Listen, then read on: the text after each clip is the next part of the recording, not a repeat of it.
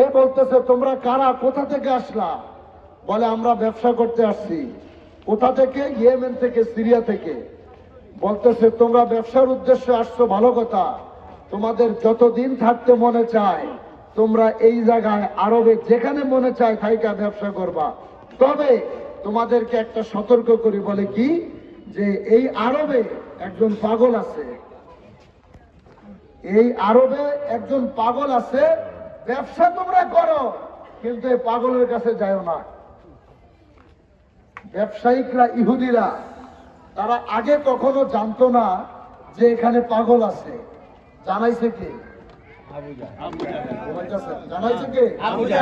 আবু জাহেল, যে আরবে একজন পাগল আছে, তোমরা তার কাছে যাও না।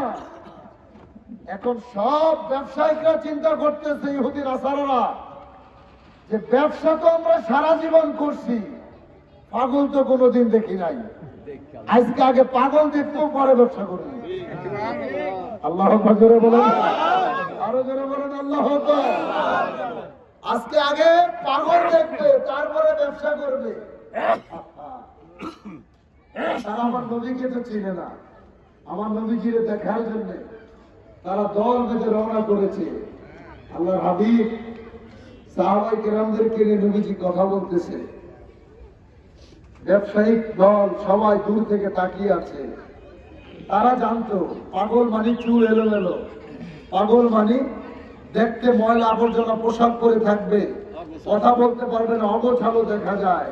কিন্তু আমার নবীজিকে যখন দূর থেকে দেখে, সামাইলে তিরমিজিতে আমার নবীর শরীর মুবারকের বর্ণনা যদি দেখেন, অটোমেটিক চোখ দিয়ে পানি আসবে।